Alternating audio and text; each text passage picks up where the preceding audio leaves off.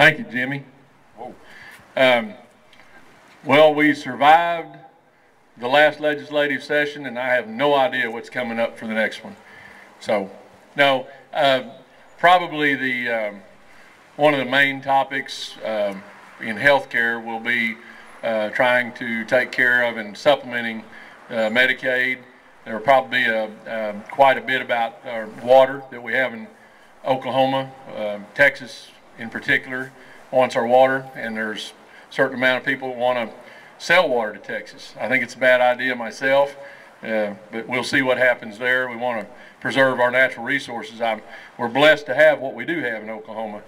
And probably the income tax issue will be back up. That was one of the governor's, probably her main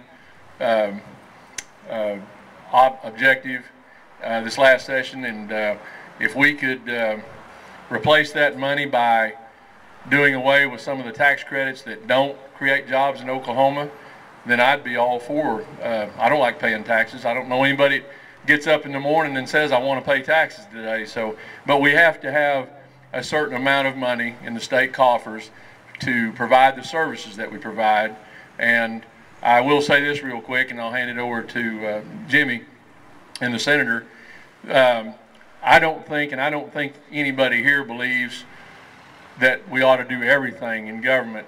But the things that I truly believe, that I was raised to believe that government ought to do, and I don't believe in big government, I can count them on one hand, and we ought to take care of the folks that physically and mentally can't help themselves. We ought to take care and fund our public safety, and I know our sheriff certainly would agree with that. And without public safety, you know, it's back to the Wild West days. We ought to take care of our infrastructure and fund that. That's our roads, our bridges, and our waterways. And we're blessed in eastern Oklahoma to have a navigation channel that starts right up north of here and at Catoosa.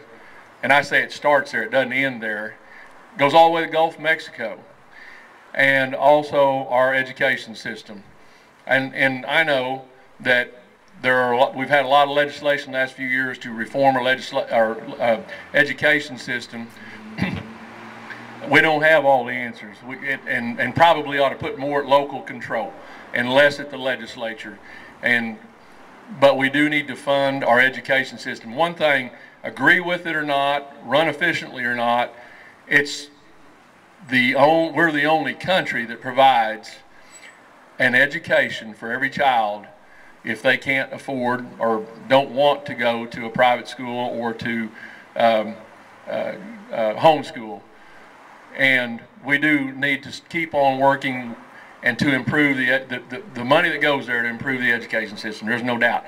So those four things, the helping the folks that physically and mentally can't help themselves, the public safety, our infrastructure and our education system, and folks, I will not use my thumb. I don't have to. Those are the services we as a government need to provide and keep this state moving.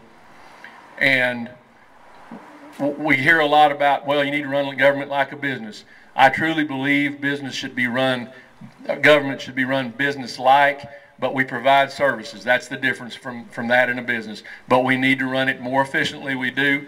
Senator and I are trying, and we work together real well.